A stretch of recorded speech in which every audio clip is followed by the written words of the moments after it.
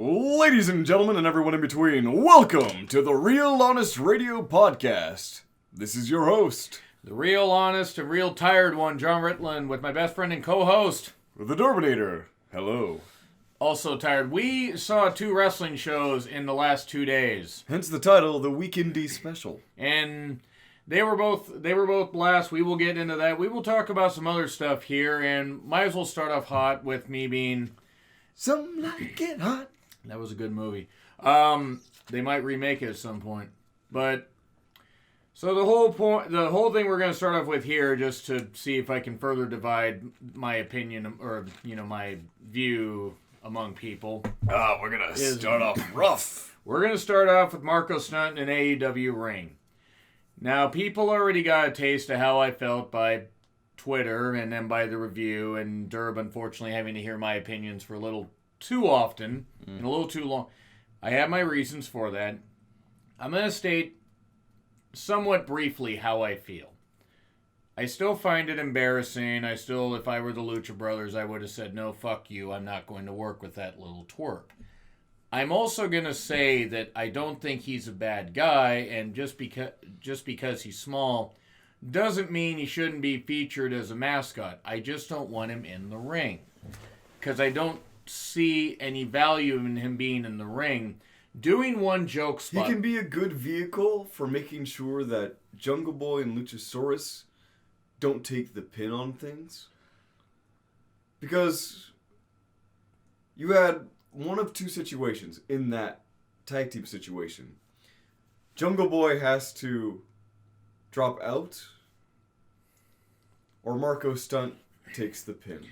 Or do something, and this is something I heard, have some other partner come in, but because Jungle Boy agrees to face him in a handicap, somebody else comes in to help him, and that person beats them, and then they do a fluky thing because that person wasn't involved in the tournament, the Lucha Brothers advance anyway, and you still keep some stuff on there. Or you have a singles match, Jungle Boy and one of the Lucha Brothers face off. But here's the thing, too, is that Marko Stunt is already involved with the Jungle Express. They don't have anyone connected to the Jungle Express other than Marko Stunt, so it wouldn't make much sense just to have some rando come out. That's true. Story-wise, it just wouldn't make a lick of sense. But what if they just had a one-on-one thing? Okay, you stay out there. Then it wouldn't be a tag.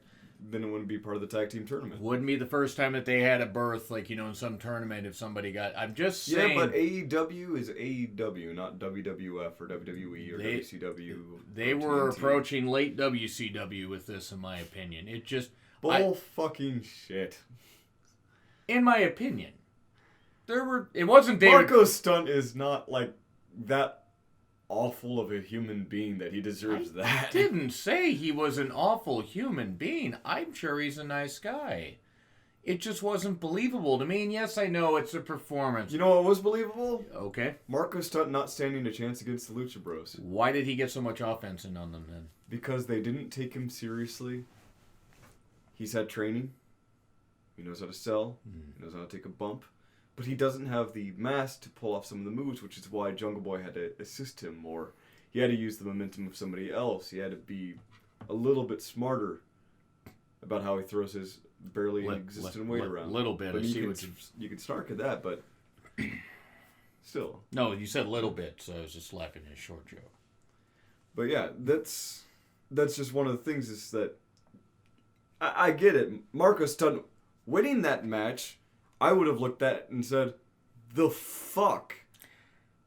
But I think we knew what the outcome of this match was going to be. It should have been 5 minutes. That's what it should have been. Sure. You could I can give it that. Yeah, that's kind of my main issue with it. But I don't think the situation is as bad as people are making it out to be. Oh, there are some that are making it like it's the worst thing. And now, this is pretty bad. This is, to me, one of the worst things that happened in wrestling. It's not even probably in the top 5 compared to stuff WWE has done.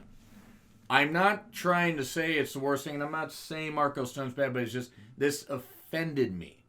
Because, the AEW wants to build legit tag team wrestling. This wasn't legit. This was a joke. This was a last-minute replacement that went awry. No, and that's fair, and I hope Luchasaurus recovers, honestly. We saw him at one of the first indie shows we went to. Or first couple, I think. First indie show we went to. Was it the very first one? Okay. But it just, I saw it and I go, this is, I felt slapped in the face by it. Yeah. I get it that AEW wants to be an alternative, but if I'm going to slam WWE for doing bullshit, especially with celebrities or people that shouldn't be in the ring, in my opinion, then I have to slam AEW for it. I'd say the only thing that would have made this a bad angle, in my opinion, was having Marko Stunt win. But Marko Stunt ate the pin because as soon as the Lucha Brothers took him with a little bit more seriousness, he lost. I understood why he was in the all-in battle royal, the over-budget battle royal, because they had to get a midget quota in there. And I'm sorry, look, I'm glad that he recovered from that broken leg because I saw that video. No, hang on. No. But I think you're moving away from the point of it, which was it was a last-minute replacement they were going to lose, and that Lucha Bros saw it that way. So they didn't take him seriously. He got in some offense, and then he got beaten. Let me ask you this, though. Do you think, and I mean, this is just kind of on the subject of the match, do you think that they would have won had Luchasaurus not gotten injured? No. Right. It would have been Jungle Boy taking They adapted the storyline. Oh, no. I was just curious, actually. Yeah. I was honestly curious about it. The Lucha Bros were definitely going to win that one, just because it's the Lucha Brothers who need that kind of prestige in there. Luchasaurus and Jungle Boy can be built up more. Yeah. Lucha Bros already have that. They do, and I mean, especially... And you want your first tag team champions to be someone established. Especially when Private Party beat the Young Bucks, it was pretty much foregone conclusion. Now, had they had the Young Bucks win, you could have had... I mean, and all best to Luchasaurus. It's just, you guys can like Marko Stunt in the ring, and that's cool. But here's another thing I want to say. To those I like him as a plot element. He's useful. He's not a useless waste of skin. I don't think he's a useless waste of skin. I just don't like him in the ring. I mean in terms of wrestling, he's not a useless waste of skin. Keep him out there, and you keep him out there as a mascot. And when there's a third person out there, if he gets in the way, they beat the shit out of him. Kayfabe-wise, because honestly, from what I heard, people that have met him, he's a nice guy. And I'm sure he is. But it's not believable to me, even with people not taking him seriously. You should be like, they should have one package pile driver and pinned him. It should have actually been 3 minutes. I take that back. How do you think the crowd would have reacted to not even letting Jungle Boy get an offense in that case?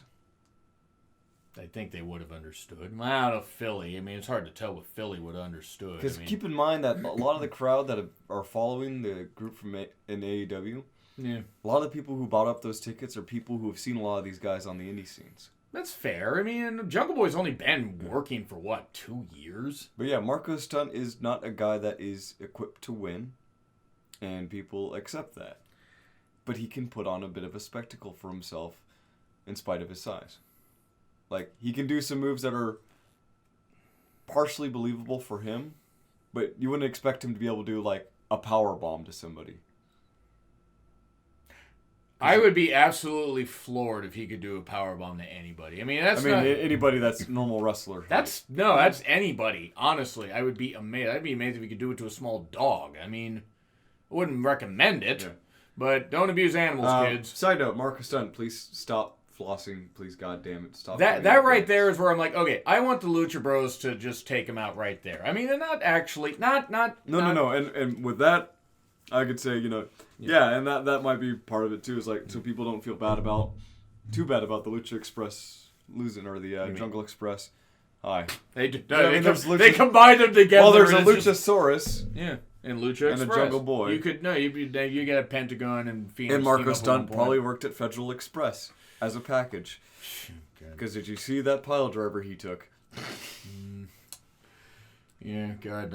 Luckily, all his pineapple hair cushion the fall. Now, the people that compare him, just really quick, I don't like it. I think it's stupid. I think it's moronic. Comparing him to Rey Mysterio is not a great comparison. It's a stupid comparison, and some of you guys are my friends. If you happen to listen to this, I'm not saying you're stupid. I'm saying that opinion's stupid. Rey was that small when he was 14. Yeah. Marko is what? Early 23. 23. Okay. I was bigger than him when I was 13. Genetics, you can't help genetics. That's how painfully thin he got is. genetically jackhammered. Yeah, I mean, he is essentially Mike Von Erich. No, actually, he kind of is Mike Von Erich. That's actually what I imagine. Stop with the comparison. Oh, well, there are short people. There are other people in there. Yes. People say Drake Maverick. Drake Maverick's a legit athlete. I mean, no, he's never going to be taken seriously. I mean, if Marko Stunt put on a bit more muscle mass, some of the moves that he does could still be good, but he'd also still be equipped to be a jobber, and he's trained for that. Once again, I'm glad that after that injury last year that he's fine, but that should have been a call to, like, maybe stay out of the fucking ring and leave it to the professionals. Yeah. If people like him in the company, that's great. If fans like him, that's great. Jericho likes him. Great. Jericho's probably... And Jericho would fight him and miss with the Judas effect because he'd aim over his goddamn head. And Jericho ain't even that goddamn tall. Yeah. I don't like it. I'm going to stand by that. It goes the same with Janela. It goes the same with Orange Cassidy. But I'm also not going to fault you guys. I know what the hell you... I'm not going to fault anybody that likes those guys.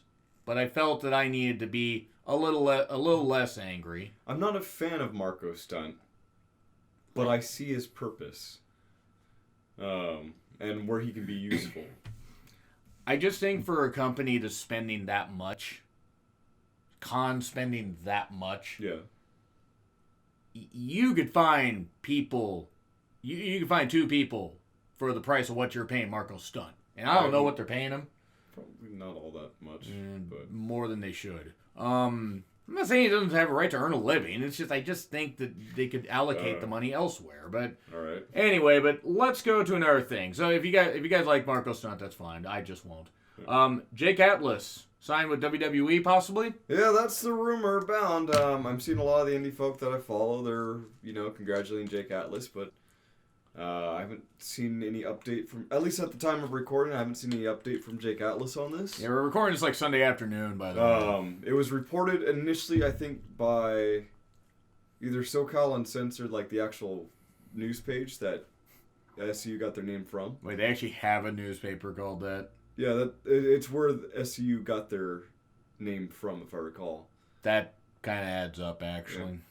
I think that was the case from an interview. But anyway, SoCal Uncensored had reported it. I think they got their source from another wrestling page, but it's one of those offshoot things where, like, it's a rumor. If so, WWE's got a huge score on their hands with Jake Atlas because this guy is super versatile. If you haven't seen him in a match, go look him up on YouTube. Go look him up on Independent Wrestling TV. You've seen him live. Yeah. I have not. I've only heard him by name. I had to miss the Without a Cause show. That's a local promotion. His match against Chris Bay was great. And, maybe they won't mess up this LGBT representation like they did with Darren Young. And like they've kind of messed up with Sonya. Yeah. By not really featuring her. Yeah. Which is another thing we could touch on later. But you see, you'd seen Jake Atlas, so I really didn't have much to say on that.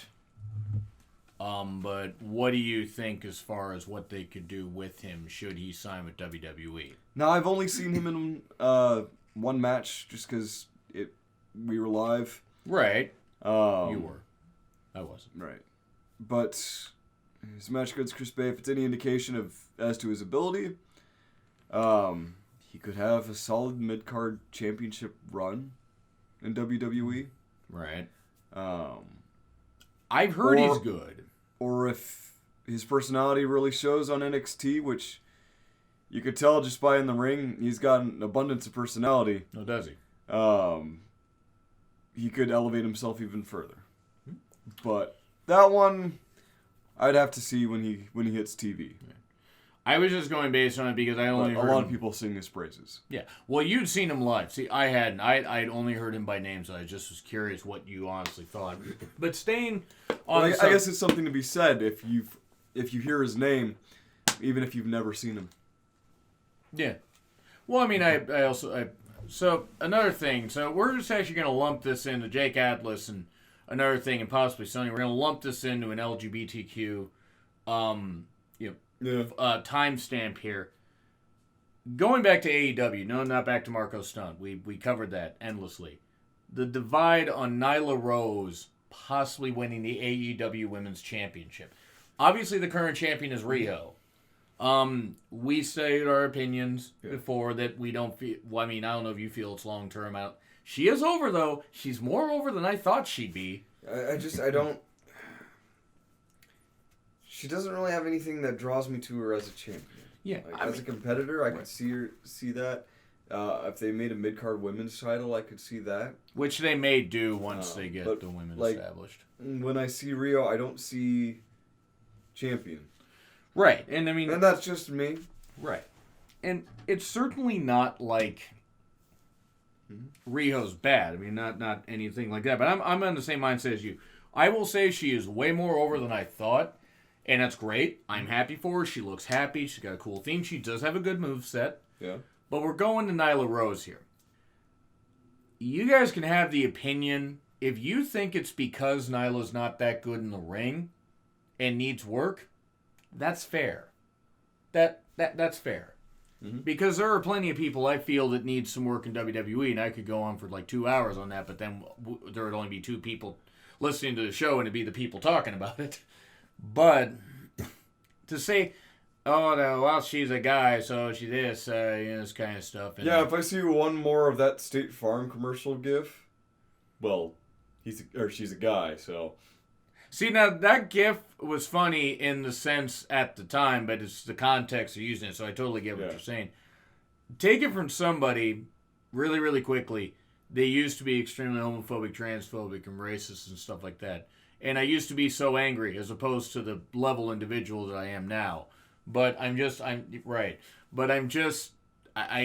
mindset reminds me of how I used to be, and to see that, I really hate seeing that if that's the sole focus of it. Again, if it's on her ability, if they feel, hey, she needs some work, she needs some more time on TV. Which is fair. That's more. She does. That is, yeah. And I mean, Nyla, I will say this. For her size, the agility, that was impressive. That 3-way where she hit that leg drop.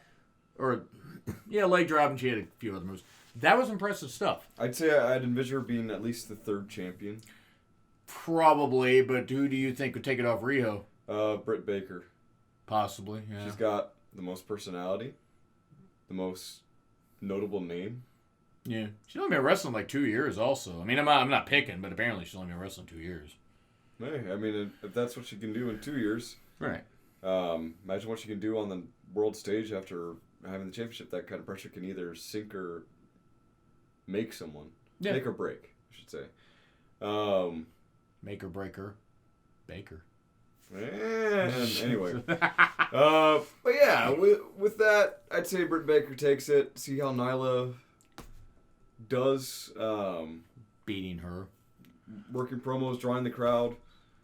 Her Twitter game's really good, yeah, by the way. She's like really fucking great on Twitter. Yeah, follow her on Twitter. Yeah, she's really... Nyla Rose Beast? Is that what it is? At Nyla Rose Beast, I think is what it is. But with... Nyla Rose Beast. Okay. With Nyla, though, that's really what it comes down to. If you're just going to be... If you want a wrestling alternative, and you're tired of stuff in WWE, and don't worry, we are too, but we still review it. And even I'll review it if Derb is off, needs to be out for the week, because I watch so you don't have to. I will endure your pain. I will take in your pain. Ow! So, the whole point of this is, if you guys are just going to focus on the fact, oh, she used to be a man, she's transitioned into being a woman, that's stupid. Yeah. It's stupid to do that, because if you want an alternative, you have to be open to that kind of stuff. Now, yeah, you could throw it right back in my face that I don't believe Marko Stunt and stuff like that. Yeah. If Nyla was... The one thing people fail to understand sometimes about wrestling is that it is a performance, in a way. Yeah. It is sports with a script. That's true. I just... it is improv with punching. But I can't tell you guys It's the greatest game of, I'm not hitting you, I'm not hitting you, I'm not hitting you. I can't tell you. And then I hit you, and then I powerbombed you, and then, that table seems painful. Are you talking about what Jacob fought to Amazing Red? We'll talk about that. Oh, yeah. Oh, boy, that. Well, once we get to the indie section of this. Oh, boy, that. Once we get to the indie section of this. But with the whole thing of Nyla, look, work-wise, sure, everybody needs some work, and it's not that their work is bad. And I mean, if any of the wrestlers have to be AEW is fresh, and they've only got a few real TV personalities. Like, these are people who have had experience with TV. Right. Cody Rhodes, Dustin Rhodes, Jericho, Omega to an extent. Omega as, like, the prolific figurehead of New Japan that he was for a little bit. And boy, that was a spectacular failure, his goddamn title reign. I wouldn't count the Young Bucks, but their personality definitely is much more applicable for TV. I would count the Young Bucks only because of how they grew their fan base, and they grew in ROH and in New Japan. They're genius marketers. They are. I'm not the biggest fan of the Young Bucks. I could tell. They have a head for business. No, they do. They do. And I would have praised them for showing up at DEFY, earlier this January, but they both blocked me on Twitter. It was a whole fuck the revival, fuck the Young Bucks thing. Yeah. But guys, if you want alternatives in wrestling, you can't immediately dismiss, oh, she used to be a guy, so she can't be in the women's division. Okay. Yeah. Then get the fuck out of wrestling because you don't belong here. Change the way you're thinking. Wrestling is for everybody, whether you like it or not. Yeah, whether I like it or not, because of what I just said about Stunt. Let's move on to Sonya. Sonya's on SmackDown. They're not going to push Sonya. Fox isn't. No, probably not. Which is a shame. Now, you did see the six-pack challenge. See, I did a review of AEW. So let's talk about quickly. Do you think that Sonya has any kind of ceiling that could have a championship, like a singles championship at all? You mean the one that's not already in her face? The what? The ceiling that's in front of her face right now? Oh, God, yeah, right. Yeah, she's pretty much just, like, staring at... It's like that part in Chapter 2 with Jessica Chastain. It's going to take WWE believing in her for her to make any movement forward. See, I like Sonya. Because she could do whatever the hell she can, but if WWE doesn't want to feature her, she's not going to get featured. And that's a real shame. Now, I mean, people can feel how they want between Mandy and Sonya. You don't have to choose. You can support both. I think Sonya has the bigger upside, though I have nothing against Mandy. It's just personal preference to me. Yeah. Sonya's got that MMA background that Fox was looking for. Yeah. She's got the athleticism to really put out a convincing match while also having that, wrestling experience from NXT. I mean, it took a while for stuff to really work with her. Yeah. Because she was Daria, she went by her own name. Yeah. I kept calling her Daria Sargento, and I kept thinking of the creepy commercials with the cheese guys, and I got confused. Moving on. I don't know, put her in some glasses and a green sweater and be a different Daria. But, la la la la. Love that cartoon. I really want her to be pushed. I'm not saying rocket her like immediately. But give her a proper build. I could see after Nikki Cross loses to Bayley, Sonya entering into a feud with Bayley because she wants passion while she can get the fire. Yeah, I like that. I like that. And then Bayley will want to speak to Sonya's manager. And she can't put her hair up and square up anymore because she cut her hair. Yeah. So. But Bayley will want to speak to her manager. I'm sorry. What the hell do you want this time? So... I want to return this championship belt. It's defective. Let's go to... Keep losing it.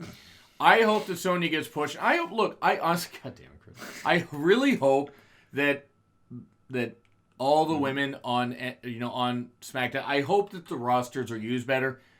I also want to say that this draft is just a new...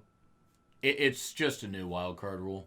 That's all it is. No, it's a one-time wild card rule. Maybe. We'll see. Well, I mean, you got all those free agents. Ha ha ha. So, let's go to a couple... Nakamura, are there actually any Asians in the... Asuka and Kairi. Oh, yeah. So, well, they're on Raw. You got a few Japanese. Oh, okay. Let's go to a couple more things with the women, and then let's get on to the indie stuff. Alicia Fox has moved to the WWE alumni section. I don't know if this means that Alicia was actually released or if they just are not using her as an active competitor. Because I never saw them say Alicia Fox has been released from the company. Mm-hmm. Did they just force her to retire? And I'm asking a serious question. Since the company never advertised it. Maybe it wasn't a thing about being released. It was just, it was a matter of, we can't keep you around. Do you want to retire? Or we can't have you in the ring. Mm-hmm. Do you want to stay around in the company? We will help you. Because I don't know if she's been released by the company. If she has, it's unfortunate. Rumors, I emphasize, even though you guys can't see the quotations, that she did refuse to go to rehab. If that is the case...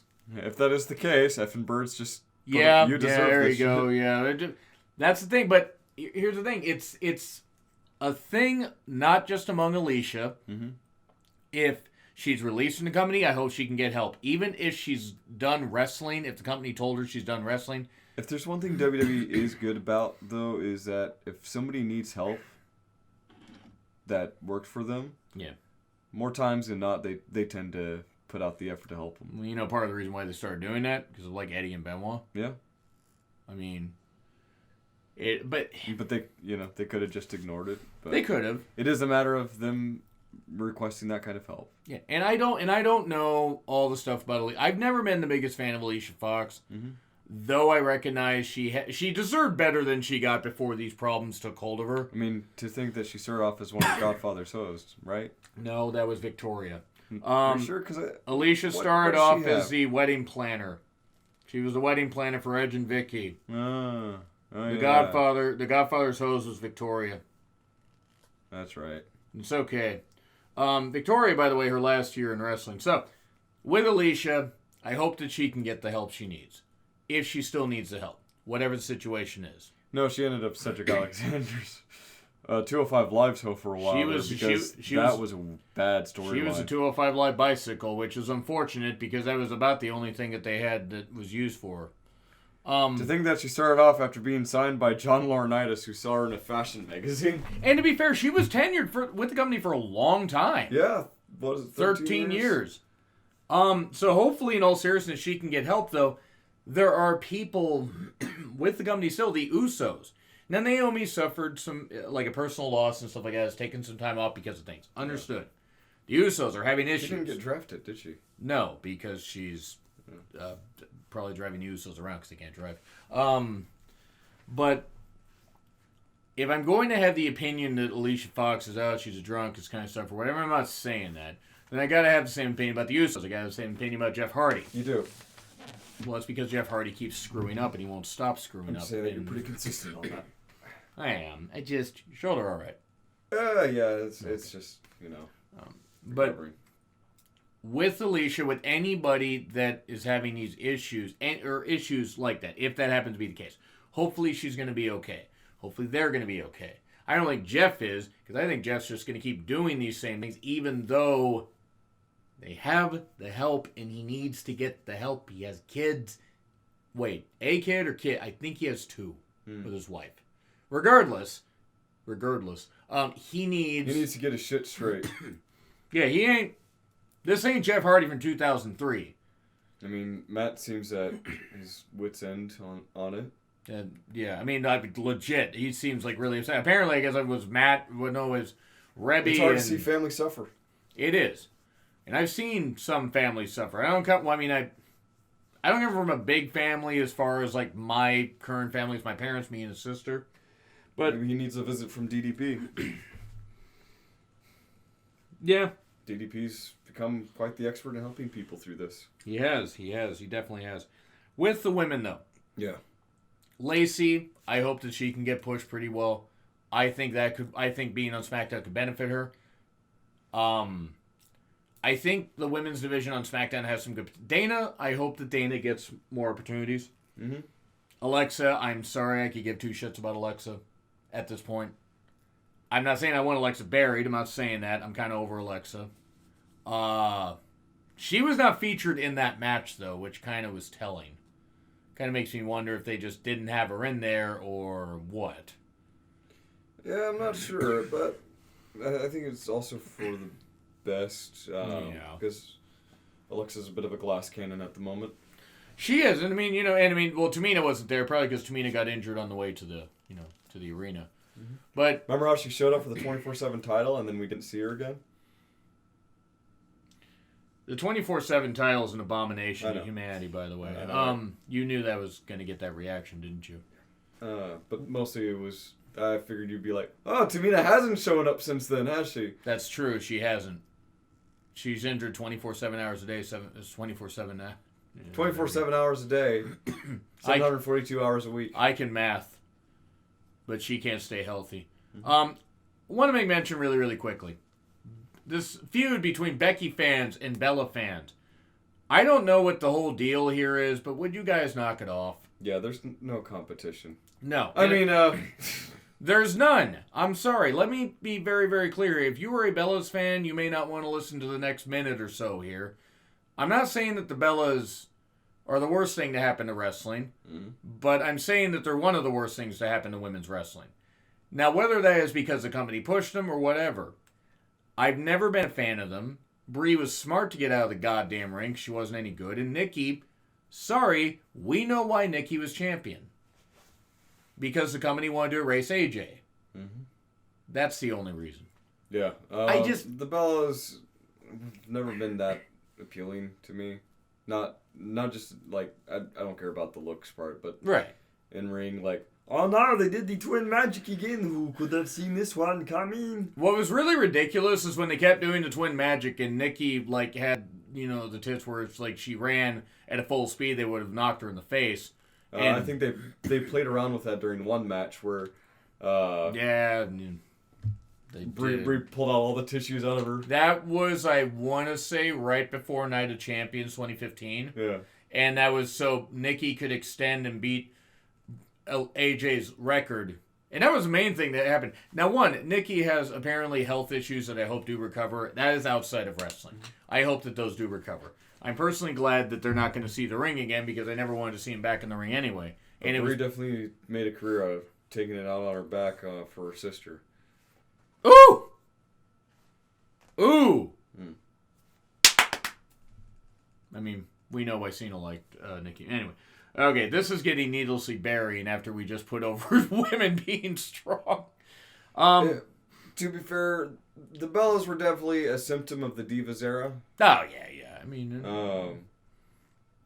but, like, holdouts from the era before the Divas era. My issue is that the company pushed them, well, especially Nikki, when they had infinitely more talented women, and that's what bugged me. True, but I think also it took a while for people to realize just how skilled the women were. Yeah. And what the potential of them is. Emma and Paige. I mean, you think back to the attitude of the internet 5 years ago. Oh, fuck. Even. Yeah. Back when everyone thought, the social justice warriors are going to be changing everything and everyone's going to be like Apache Attack Helicopter or something. I'm just picturing Kermit talking about social justice warriors now. Oh, no, that's my idiot voice, not my Kermit voice. That's a good idiot voice. It's like a combination between Bobcat Goldthwait and... Goldthwait. Yeah, Goldthwait and fucking muscle relaxant. He needed one of those. No, you're right. But especially in the main roster. I don't think the attitudes of 6 or 7, 8 years ago would necessitate the kind of attitude towards women wrestling that exists today, where everyone sees it as the legitimate skill and ability that they possess. Which is why the Bellas became so popular. They matched the attitudes of the time.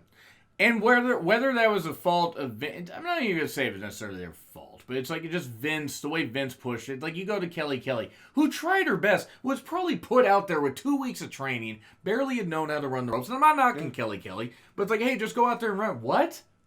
I don't know what I'm fucking doing. I mean, to her credit, she went out there and did what she did. Not cool of them. She's somebody I got something against. Gee, when she started getting pushed, when she started dating Taker. But not to say she didn't have ability. Who wants a push? Any takers? Vince would make that joke. Yeah, probably. But I offer one pushback really quickly before we get to NXT. You say that about the main about women. Now that's on the main roster. In NXT, you had Sasha developing, Becky. I mean, Becky had come along at some point. You had Emma and Paige having a killer match at the first ever not takeover event, but it was first ever live NXT event, Arrival. Yeah. That's a fair pushback, but a lot of the people who watched NXT at the time were people who were bigger fans of the indies. Well, no, and that's absolutely fair. But the mainstream crowds, you have to think of the mainstream attitudes. Oh, they didn't give a shit. I mean, because you had the Total Divas thing pushing, and I'm not knocking Total Divas. Total bullshit. I find it funny that Ronda complained about them being on Total Divas, and now she's on Total Divas. Yeah, next thing you know, she's going to be eating soy. I mean, but God, Chris, what do you think about any time that they finish up a shoot there, with Ronda? Oh, she denies it happens. You fucking idiot, Ronda. Not that Ronda's ever going to hear this because, if she tries to twist the knob, she'll hurt her finger again. But anyway, Can't even fucking open the door right. God damn it. So, one really quick thing. Yeah. A women's match was really, really good. Natalya, who had been given a fart gimmick, been given all this bullshit, goes down when Paige had to relinquish the championship. Had a killer match against Charlotte in the finals. You had Ric Flair and Brett in the corner because they will not let the whole Brett-Ric Flair thing go. But also it sells. Oh, it does. There were plenty of good women's matches in 2014 and at that time while they were doing some bullshit. And that's not to say the women weren't trying on the main roster. AJ was trying. Caitlyn had tried. Eve had tried into 2012, 2013. And a few with Layla and then a few with Caitlyn. They never gave it the time it deserved.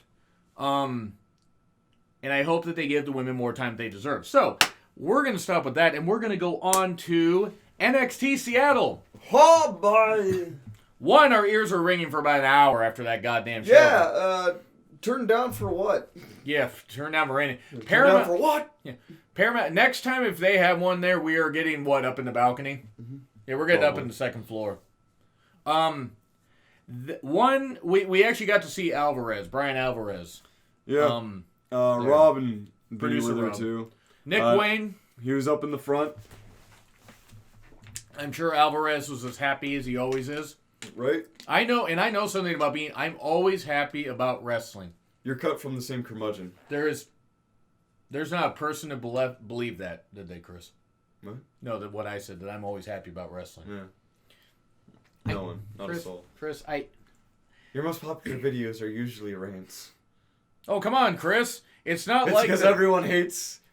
It's not like that... Everyone loves despair and hatred. That Crown Jewel rant that I did right before I went to see Suspiria only got like 1,600 views. Got like 300 in the first hour. Anyway, so it wasn't quite sold out. There were empty seats. Sure. That was disappointing. But, heavy rain, cost of tickets. Heavy rain? Jason!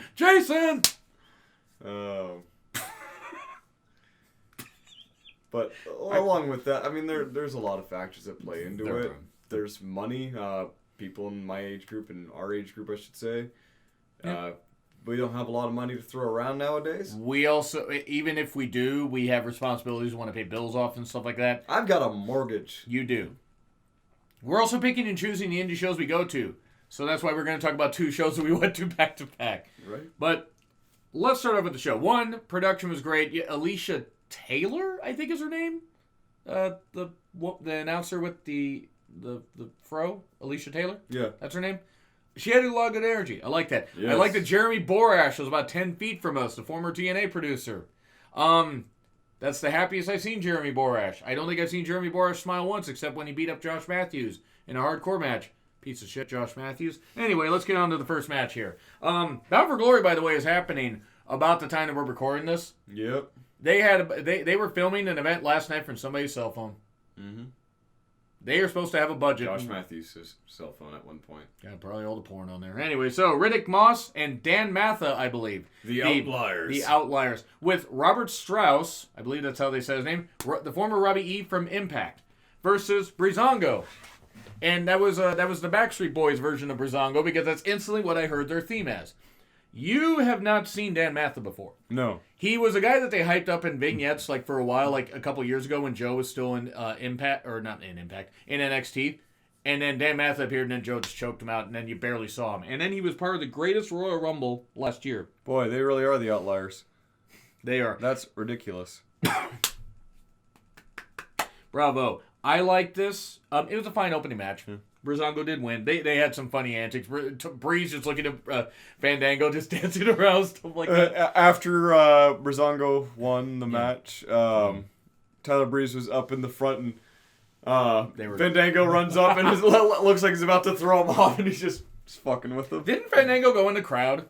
Yes. Did he go in the crowd before or afterwards? Before. Before, right. Robert Strauss, I like that they're using managers. I think he's a very good talker. The Robbie E character won me over in Impact. You're not really familiar with the guy. Robert Strauss. No, I didn't watch Impact. Oh, no, it's okay. Don't worry. Nobody's really watching I think Impact. the last thing of Impact that I watched was that review we did of Bound for Glory. That was Slammiversary, actually. Slammiversary. I actually did a review of Bound for Glory 2009 if you want to check it out after this, a retro review. I did most of it from memory. Shocking that I can do wrestling things from memory. Right? Right. Anyway, so that was a fine opening tag match. Yep. We then get, is it Donovan Dijakovic or Dominic Dijakovic? Donovan Dijakovic. Donovan Dijakovic versus Isaiah Swerve Scott. Boy, he got a big ovation. I wonder why. He's from Tacoma, by the way, guys, if you want to know. Boy, Donovan got busted open. Yeah, so I like how it played out, and they shared the pictures online about it. Yeah. But, Swerve may have lost, but he left Donovan a bloody mess, and that can only increase his stock in WWE. See, Donovan, that's what happens when you feast with your eyes too much. Yeah. I really hope he's okay, because, bravo to him. Not that he hasn't suffered worse injuries than that. Keith Lee entering that match with Roderick Strong just completely fucked up by the time it ends. If Keith Lee does any more Poison Ranas. This is a good match, though. I like that we got having seen Swerve on the first indie show we went to, and being able to see his last Defy show. Yeah. That against Darby Allin, that was great shit. That was good stuff. I was really, really happy to see Gotta Swerve. sing some Shaka Khan. Oh God, yeah. Boy, we were loud for that. We're going to talk about some other stuff that we sung during the Defy thing here in a bit. But anyway, we move on to the first half main event. One, I do want to make mention, if any of the fans are listening to this, you guys that frequent Defy, or you guys talk to us, you talk to one or both of us on Twitter or at Defy. Yeah. Thank you guys for interacting with us, mainly with Derb. Of course, Derb's the one that pretty much stands out in the crowd. I wonder how. I must ask the question as to why. I'm just a typical white guy, but apparently I get... Also, really quickly, thank you guys still for the love about my episode 1 NWA Power Review. Gained some love on the ticker for the NWA the NWA episode. Thank you guys. That really means a lot. I have no idea how that happened, but really cool. Candice LeRae and Tegan Knox versus Vanessa Bourne and Aaliyah. And don't worry, when Vanessa made her entrance, I was perfectly fine. Yo, just as fine as I was when I saw Tegan Knox. Meaning we were not fine at all. No. Aaliyah has been in NXT for 6 years. Credit to her, they may have found a role actually that works for her. I think her and Vanessa play well off each other. Unfortunately, I think Vanessa's ahead of her. And I think NXT might be Aaliyah's ceiling. It might be. Then again, it's pretty low ceiling because she's short. But if she were to hit the main roster, I couldn't picture her going anywhere. She'd be on main event. So, like you said. Yeah. And that's nobody escapes a bit of nobody escapes a bit of despair. Don't even try it. That's nothing against Aaliyah, who I'm sure has improved. She is better in the ring. But then again, given where she was, you could only go up. Her and Vanessa do play well off each other. Yeah. This was a pretty good tag match. I really like how these women play off each other. Candice and Tegan with some nice tag team action. Stop that.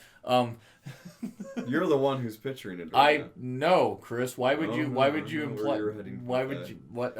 We'll talk. You're as predictable as a speak and say. Yeah, we'll talk about something you were picturing here with Defy here in a minute. But, well. Yeah, we'll talk about that here. It's worth 1,000 words. Yeah. Seeing it live. Yeah, right. But I thought Candice and Tegan work well together. Yeah. I like this. I like they feature 2 women's matches on here. There's only a 7-match card. This is good stuff. It was really, really well done. What do you think? I liked it. I'm sorry. I just got the notification that the Seahawks lost by 14 to the Ravens.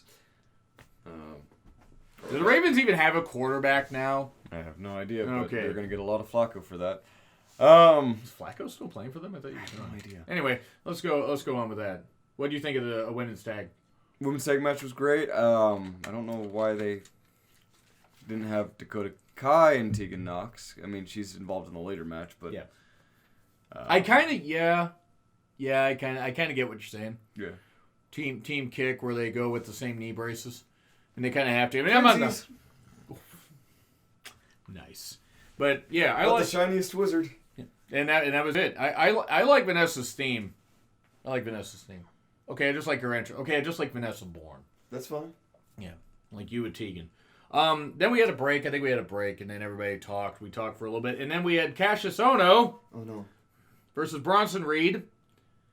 And far be it from me to criticize someone's physique, which means that's what I'm about to do. As somebody who has lost nearly 100 pounds, I could safely say, Cassius Ohno, you could lose about 100 pounds, buddy. He could lose at least 50. Yeah. If he lost 50. It's not good for you. They said he is 275 pounds, and I doubt it. Yeah. I mean, and I remember what I looked like when I was 295 pounds. Yeah. And I could believe that with his... Well, no, not with his height. With his height, he's probably scratching 300. Because he does have quite a bit of muscle, too. But it's just... Buddy, I'm worried. Yeah, and I mean, and he's still good in the... It's starting to catch up with him, though. You can tell. Now, he's still good in the ring. Do not get me wrong. Cassius Ohno is a tremendous worker. I am not here to fat shame. I am not here to do any of that. It is simply health. It does not look healthy. No. You and I were both like, when you look back at him as Chris Hero and you see him today, it's just like it's night and day. Fuck, take a look at him when he faced Velveteen Dream. And Velveteen Dream celebrated when you not catch a photo. But Bronson Reed, we were like, well, Bronson Reed. Yeah, Bronson Reed's a big guy, but he can move good. Yeah. Cassius, it's labor now. I mean, any of them could stand to lose a few pounds and not be the worst thing for them. Yeah. Just that again, as somebody who's been there, the way that you feel, what you can do is so much more. Really glad you lost all that weight. Me too. Well, yeah, I mean, no, you are. It's just, I could tell just how much happier you are now. But with Cassius, yeah, he really needs to lose something. It was very disturbing. He did beat Bronson Reed, by the way. He could extend his career by a few more years if he just, Because he's almost 40. I mean, he's been wrestling like this for a while. Yeah. He's cut some weight, then he's regained it, and then whatever. I think him and Rachel Ellering are dating, and best wishes to her, because I think she's dealing with like a torn ACL or something. A lot of knee injuries. Well, that's been a few months. And then Cassius, of course, talking about nobody will want to face him, this kind of stuff. He calls everyone a coward. It's like, no one's willing to fight. And then, of course, bro, no. Yes. Because, bro. And, yeah, Matt Riddle was just slightly over. Golly gee. I wonder why. Yeah. There was no plume of smoke that came from the backstage area. I'm sorry. Yeah, and of course, Matt Riddle was featured apparently quite often in DEFY before we started going there. That makes sense. Well, I mean, to be fair, we weren't aware of DEFY until we got told. If we had been able to be there, sure, it would have been great to be at the first show. But anyway, we'll talk about DEFY here in a bit. Riddle, he did a run-in with Cassius, tossed him around or whatever, and then he said... And of course he said bro, because of course he did. Bro. And then he said, I want to get a fist bump with every single one of you guys, which means he wanted to fist everybody in the crowd. He missed a few spots. I have been waiting to make that joke since we started the review. I know. Yeah. You made that joke on Twitter, though. I also made it in person, Chris. Right. I was there. Yeah, I did. I was going to say, of course you were. It was cool to see Riddle, though. Riddle, I believe I described Riddle, and I mean, I might be digging the variations of it. He's like a golden retriever. He's happy to see everybody. And I said, and much like a golden retriever, everyone was happy to see him. Actually, I was a little bit late getting to Derb's house today, speaking of pets, because this one cat, a neighbor's cat, came up and was just like, meowing and everything. So, and then she was like, just purring, big old black cat and everything. So I picked her up and she's all... Just purring. That is the weirdest cat noise I have ever heard. How do cats have those? Do you not know how to roll your R's? No. Oh, that's why you can't make a sound. Yeah, no, I can't do that. I don't know how to. I'm just gonna say Ricardo Montalban. I don't know how to roll with my tongue that good, which means that every woman is unhappy with me. But moving on. You can either roll his R's or use the hard R, because he is so white. The hard R just sounds like a video game. I don't know. I like that though with Riddle and stuff like that. That was cool. I just love how I'm just getting picked on for being white. Pete Dunne, great. That's all right. I'm only mostly white. Yeah, I was gonna say you're a mix of like almost everything. Pete Dunne. Yes. Second time Welcome seeing him. back. Yeah, we got to it's about a year, no, about 14 months ago. Like it was August. Got to see him. Pete Dunne, the streamers are all. He's just doing this. Damian Priest using the same strategy that our archers used in a D&D session. Yep. Shoot for the dick. See, it's a good thing you said D&D session because I was so confused.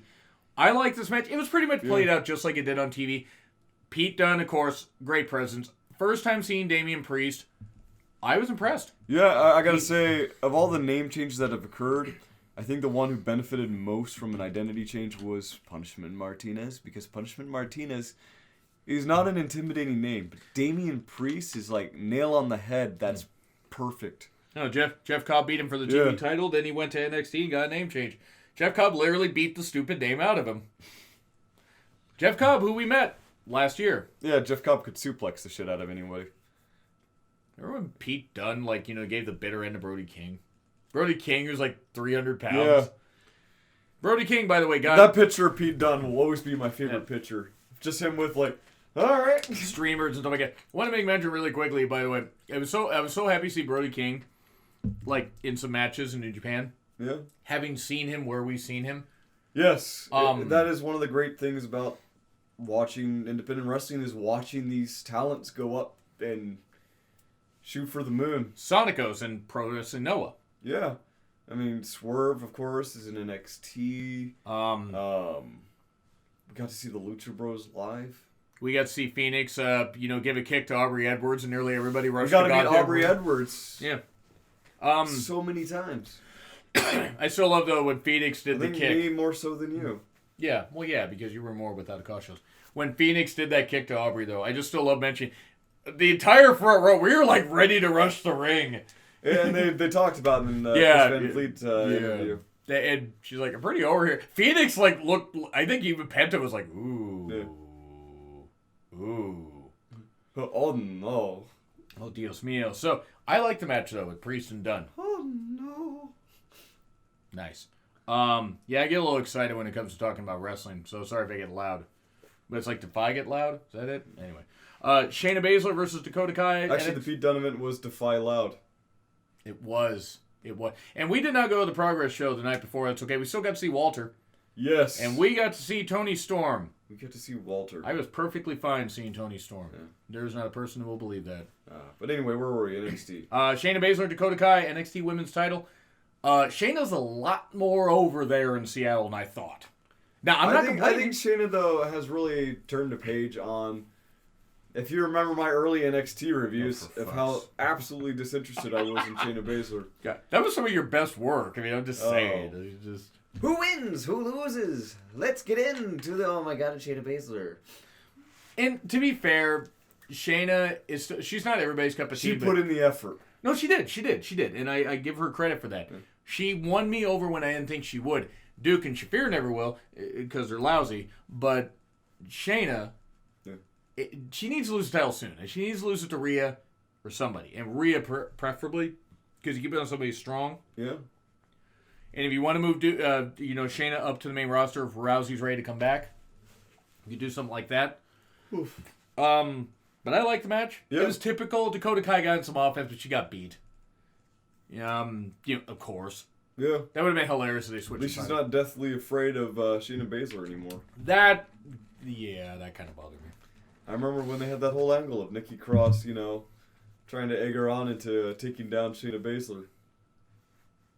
Go on, do it. Do it. Go ahead. Kick her ass.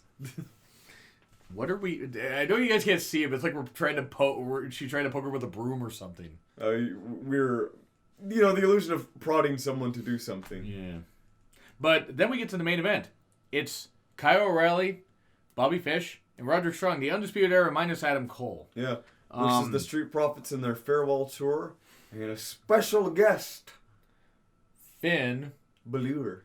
Yes, Balor just slightly over in Seattle, slightly. Slightly over wherever he goes. Yeah. By the way, but only slightly. Yeah. Yeah, girl in front of me was like jumping up so much. I'm just like, honey, you might want to cover those up because those really popping out. Anyway, this one couple actually, the few people around us actually were really entertained by what we were doing at least. So I mean, we are Statler and Waldorf. we essentially are. I mean, but this was good. There were really cool people that we met there. Yeah. This was a good match. Balor got worked on for most of it. The Street Profits got the hot tag. Balor did get the pin. Wait, did Balor get the pin? Balor got the pin. Yeah. He did. Yeah. I think he did. But yeah, he pinned, I think, Strong. Which might be somewhere they go with it. Strong retains, and then we have Balor versus Strong for the North American Championship. I enjoyed the match, and then Street Profits got that farewell thing. Balor got to, say, hey, I'm glad to be back in NXT, but this is their farewell tour. It's about them, this kind of stuff. They cut a promo. Good stuff. It was a good way to finish it off. I liked it. I like the NXT show. Yeah. And now we get to Defy Fight for This. The Weekindy special. Yeah, and we have Ravenous Randy Myers hosting the Well, he was hosting the show because Steve Miggs, the hashtag local celebrity, was busy. I think he was busy with something. Yeah. So, and they were going to do a costume contest because it was Halloween themed. I was dressed up as Willy Wonka, and you can see those pictures on my Twitter. Yeah, you probably. That's _Durbinator. Yeah, it's just. That was fun. It was kind of funny. We'll get into some stuff about how somebody interacted with you with your costume here in a bit. Yeah. Jet Knight, second time seeing him. Now, we saw him initially on Without a Cause. He was making his Defy debut. The crowd knew who he was, though. Yeah.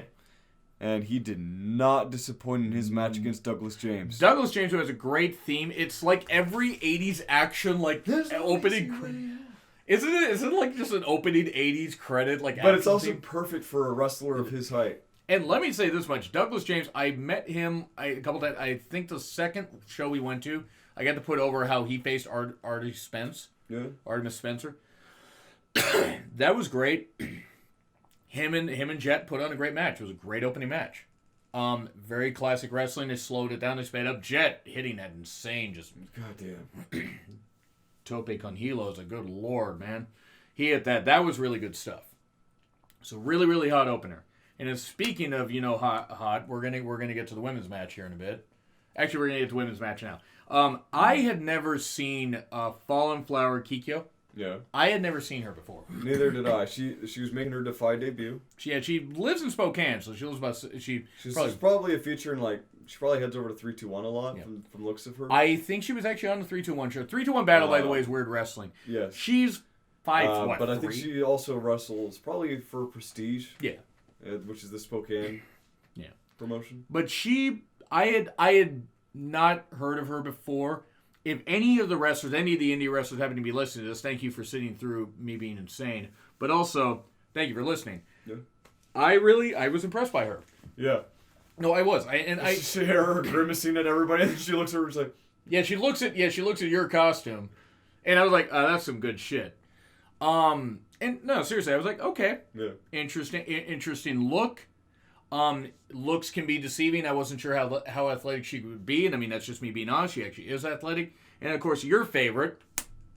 With a Rebel Kel, she wrestled boom. You told me about Rebel Kel from a 4-way. Without. Okay, let me try that again. No, you know what? A man can dream. Fuck it, I'm just gonna roll with it. Rebel Kel was in a 4-way with 3 other women at a Without a Cause show. I am not helping my case here. But you told me about that, and then I saw pictures. I go, yeah, okay. We saw her last month. Danica Della Rouge, Sloan, and Rhea Von Slasher. Yes. And it was cool to see. I was like, yeah, I see why you like Rebel Kel. And it was weird. Kikyo interacted with you. Rebel interacted with me, which I was like, what? You got that animal magnetism somehow. How do I have that? I mean, it's like with Thunder Rosa doing that thing. Maybe they just sense your rage and like, ooh, that's hot. That probably actually would be the case. No, but Rebel, it's funny that I'm looking up at a woman, though. That I haven't known that feeling very yes, too Chris, often. You're taller than I am. I know that. I know. Yeah. Rebel, though. I just want to remind you. Yes. You don't have to. You're taller than me on the couch here. Rebel Kel, 6 feet. Yeah. I don't know what her background is, if it's cheerleading, gymnastics, or what, or dancing. I'm not sure. I know that she's been wrestling for a number of years. You can tell that she has an athletic background as far as her kicks, as far as any of that stuff. She did some really, really good stuff. When she was doing the stretches before the match began, and Kikyo was making fun of her by doing stretches as well. And she did some really good stretches. I mean, again, appearances are deceiving. She did the old Eddie Guerrero spot where she got up, on the ropes and that kind of stuff. I mean, other wrestlers have done it too, but she did that old Eddie Guerrero spot, and I like that. Rebel really wrestles well. Yeah. And, I mean, of course, Highway to Hell is her theme, and it was great because we were all singing. I liked the match. I thought the match was well done. Power versus... It's not that Kel doesn't have power, but Kikyo would obviously have the power edge. Yeah. And there were some good exchanges and everything. The working on the leg of Kel, I like that stuff. And... We'll get to where we met them in the break. But enjoyed the match. Rebel Kel got the victory. And that was some good stuff. Yeah. And just the fact that I was like, well, thanks for interacting with me, Kel. That was really nice. And then we got to a match where, amazingly, Amazing Red did not die. It was Amazing Red versus Jacob Fatu. Oh, God. If you do not have your running shoes on in a Jacob Fatu match, you're dead. Yeah. Jacob Fatu is one of the nicest guys that I have ever met. But he'll also break a motherfucker. Oh, yeah, he will. Amazing Red, by the way. We got to actually get pictures with him. Really nice guy. Yeah. Really nice. I am so glad we got to see him versus Will Ospreay. We got to see Amazing Red, Matt Sydal, and Shima in the same night. 2019. It's fucking weird. It is wild, though. Jacob Fatu, though. God, it's like Prime Umaga. I mean, it just... And I mean, I know related and all that. I'm just saying... It really is like seeing Prime Umaga, and if you remember what Prime Umaga is, guys, Umaga Prime. Not Umango, like William Regal said, but it's hilarious how he did that. Samoa butts, roll out. Roman's out there. Anyway, moving on. Roman's loading. So, it was a good match, though. Yeah. Red broke him down a bit after Fatu took him into the crowd, and everybody just got out of the way. It's like scatter. Hit the code red. Didn't manage to get the pin on him.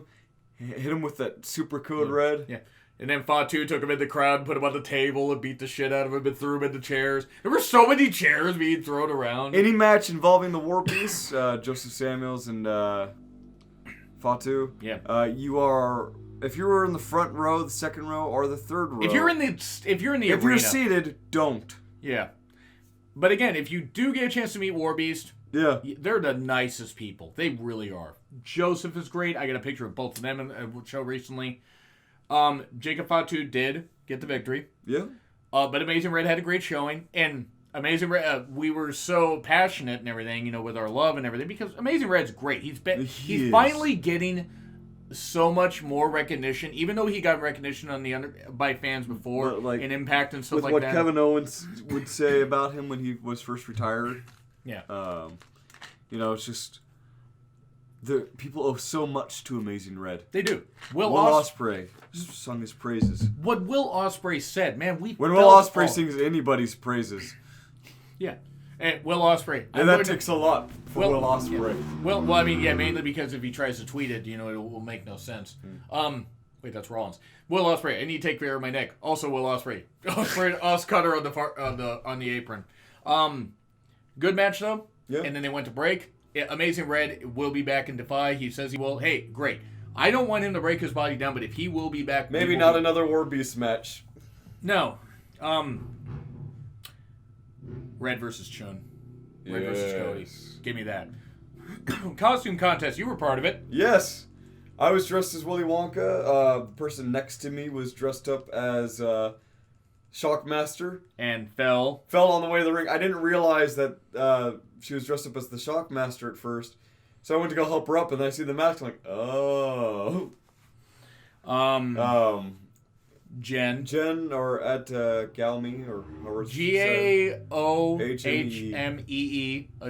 She's she was German. dressed up as a tank girl mixed with Jinx from League of Legends, mixed with some Borderlands, still shaded. It was pretty cool. She's a great follow on Twitter, by the way. Yeah. And then there was also one of the people that we talked to a lot. She was dressed up as a panda with WWF written on it. You know what? It feels so bad. It's like, guys, if you Her husband was wrestled by Kevin Owens. Yep. NXT Kevin Owens. I feel so bad, but I'm bad with names. So guys, you both. One, you guys are awesome. Please contact me on Twitter because I'm bad with names, but you guys are awesome. You had some rando dressed up as Leatherface. You had 2 guys dressed up as IRS and Ted DiBiase. Money Inc. Yep. This was some good stuff. I mean, sorry we get Orange Cassidy. There was an Orange Cassidy. And you know what? I'm not a fan of Orange Cassidy. I could pop for that. That's all right. Randy just playing it up because he was dressed like the Joker. Joker Beetlejuice actually was what it was. And then suddenly, like, everybody's in. Shockmaster wins a contest. And then Leatherface attacks. And it turns out to be a local guy, Drexel. Yeah. The Devil Drexel. And they have a match, and they even, instead of a bag of tacks, it's a bag of candy corn, and then Randy Powerball, he's brushing his teeth with, he's using, mouthwash, brushing his teeth, because Drexel's a dirty guy, and then throws him into the candy corns, he sells it like it's tacks. He's got a piece of candy corn stuck in his back. That's just... got smushed. It's just funny. But Randy wins. It was cool, so it was an impromptu match. But then we go to break. Not a break here. We met Kikyo. Yep. She was really cool. She was great. I thought I had extra money, or I would have given Kel, gotten a autograph from Kel. But yeah, we've been trying to control how much we spend at these events, just because it's one, we got too much merch now. Yeah, it's now it's at the point where we're just. I mean, I shrunk out to the point where I could buy more shirts from people. Yeah. But yeah, we only have my closet. I'm gonna have to go through my shirts and see what I don't want. But I'm just mainly getting autographs now. Yeah, that I think is a fair thing. Because a lot of people don't have shirts. Or some people do. But Kikyo was cool. Yeah. Got to meet Rebel Kel. I don't know why you didn't get a selfie with her. Don't know why either. Just kind of but a little zoned out after working and right. Yeah. All that. But with Kel, I'm gonna make sure I asked her if I need to pay for selfies. She said no. And so what I'm gonna do next time, not that she's listening to this, I always encourage people, if you get a selfie, if you don't end up having money, the next time you see them, get an autograph and slip them an extra 10. That's what I'm going to do. I did that with Joey Ryan. I got an extra 10 for you. Thanks for last time. That would sound kind of bad. I can make that sound creepy. Especially when you say it like that, though. Yes. But I did that with Joey Ryan when I got a selfie from him, and of course I was wearing my Cornette t-shirt. Joey's a pro. Yeah. He took it in stride. But Rebel Kel was really cool. Matt Sydal was really cool. We got to take a picture with Shima. Yeah. Shima was great. But the women, I really want to put over the women. I hope that they get some more bookings. Rebel's very good. Kikyo's very good. I think they did well. And then we get Shima. I don't know how you say his name. Guillermo Rosas. Guillermo Rosas. Whatever. Think of, Guillermo del Toro. Exactly. Okay. Shima. That guy. Yeah. Because I can't say the name because I'm stupid. And Cody. Or easier way to say it. So, Guillermo. Okay, Guillermo. Like Yermo. Okay, Shima, Guillermo, and Cody Chun versus Matt Sydal and the Cook brothers, I believe you called them. Yes. And of course, Sydal was doing the old Impact thing where he was saying, "You look with your third eye," and I'm just thinking that's bad to expose that in public. Yes. Do you see my third eye? No. That was the Cook brothers. They were getting a lot of flack from the crowd. I didn't mind them. I had never seen them before. I had never heard of them before. No offense. They've got strength, but they just scream they didn't really get much fanfare, so it just kind of screamed enhancement talent almost. But to be fair, they have the size. And they worked well. It was a good showcase for them because you had them with a star. Yeah, it's just they don't have the same presence as, say, the 1% when they were there. Right. Not yet. They could build on that. The 1% showed up, and on the first time we're like, oh shit, yeah, these guys are cool. Royce Isaacs in particular, one half of the NWA Tag Team Champions. Yeah. And great for him. I enjoyed this match. Shima is an absolute goddamn delight. Just chewing the scenery. No, chewing was that later. I said chewing. Oh, not chewing. Pay attention. What? So this was good. I really liked this. I thought it was a lot of fun. It was a fun 6-man. They did a weird human centipede spot at one point, which I should by all rights have hated, but they were having fun with it. It was good stuff, and I enjoyed it. Cody is super over. Always knows what the camera is. Always. Guillermo is very good. Yeah. Getting really over with the crowd. Very. And even the especially with the spots where Santiago's involved and they're playing Old Town Road. That was good stuff. We'll get to Santiago in a bit. We will, but I enjoyed the 6-man. Speaking of which, yeah, Santiago versus Joseph Samuel in a street fight. Samael. Is that how it's called? Yeah. Samael? I think that's how they pronounce it because it's Samael. Yeah, sorry. Like or Samuel. Like he's listening to this. Like anyway, listens to Samuel or something but, like that. But yeah. This was good. They it was street fight with metal chairs, and they did the old lightsaber spot, and then boy, Santiago and me. Dun dun dun dun. Yeah, dun, I heard dun, that. Dun. God damn it. But da. There were some chair spots. Yeah. It's enough out of you. There were some chair spots, and boy, some of that stuff was brutal. Like just him throwing the chair at Santiago. And when the match went out of the ring, we had to clear the fuck out of there. You know what was hilarious though? And so I'm sitting there and I'm like trying to keep away, and Joseph and Santiago are coming towards me, and Joseph eyes the solid wood cane that I was using with my costume, and he looks at that and he grabs it from me and just starts beating Santiago with it. And I'm just sitting there like, that's not gimmick, buddy. That'll break some ribs. He broke my cane over Santiago's back. So I gotta repair that one. Thankfully it's in what it is the cane is in segments for packing it away into like a briefcase or something like that. Right. Because it's actually meant to be used in some regards. Right. But I'm just sitting there, I'm like, oh damn, that fucked that up. But I've got wood glue and some vices I can use to put it all back together. There was I don't remember her name. The security, the one that did merch it without a cause or something. I don't the one that could bench press a planet. I mean, I'm not knocking if they happen to be listening. Oh, that beef! She has to be listening. That takes hard work and dedication. No, that does. I'm just saying, it's like she was like by me, like kneeling down, trying to like push people back. She was like, "Sorry," I said, "Nah, you got a job to do. Don't worry. I'm just trying not to die." Yeah. But no, that was pretty cool. I actually, if she's out without a cause next week, I mean, I actually mention that and just say, "Great work on security. I don't know if you remember me. Don't worry. You have a job to do." I enjoyed the match. Santiago tapped out. Mm-hmm. They could be building up to a War Beast American Guns match again, which I think might be smart. But then we get to the main event, which is Filthy Tom Lawler coming out to Seal's Kiss by a Rose. Kiss from a Rose. Kiss from a Rose. And everybody, and 80% of the fans drunk, are singing along to it. Not all of us knew the words. I knew the words. I didn't. I was 14 when that song came out, Chris. All right then. Yes, I know what you're going to say. Moving on. It was great, though, because he did this entrance. If you know anything about Randy Myers, it was just hilarious. The fake Rose thing, just Randy just reacting to it. Last time Tom Lawler and Randy Myers met in a ring. Oh, God. Yeah, the kiss of life kiss. Oh, God. But Lawler is just great with how he knows his stuff. Yeah, he's the best Lawler in wrestling, let me tell you. He's the best Lawler ever in wrestling. Right.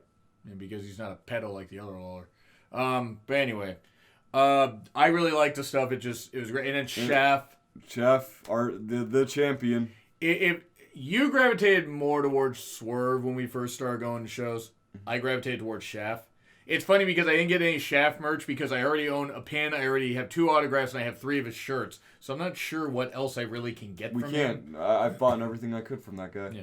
I was going to say, I might get maybe another autograph at some point. But yeah, Navy vet, dude's absolute... He's fucking badass. Legit. He's a beast. He's agile. He's believable with his selling. He's believable in his comebacks. It ended up with nice match. Yeah. And the crowd though was completely worn out, so it was very. We were, but we were into it. But yes, we were worn out.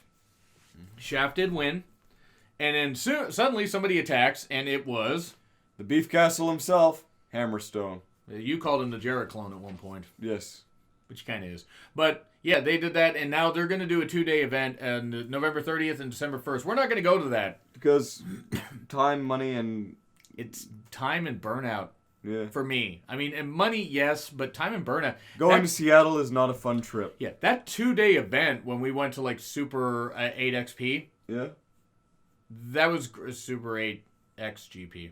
Like, if we ever had time to go do a 2-day event again, I'd, like, rent out, like, a hotel room and just... Rent out two hotel rooms in case, you know, he goes home with a fan. But anyway, moving on from that. I'd go home with 2 fans, knowing me.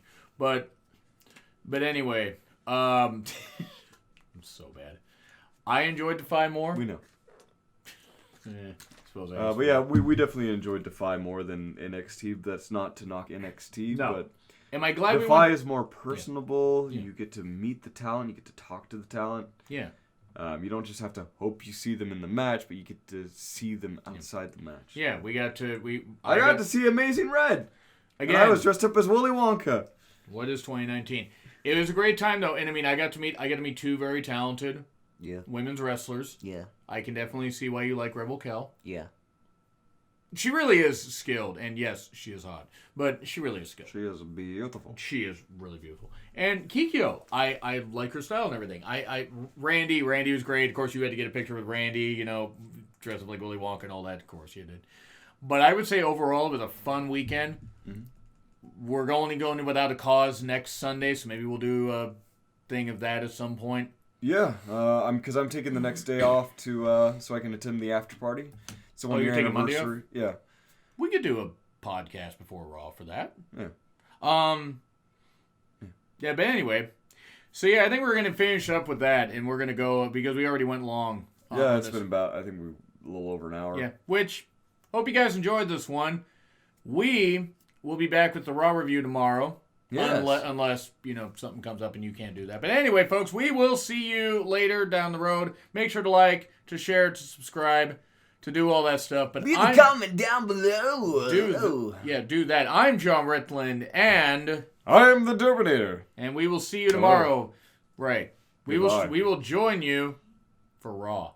Yeah.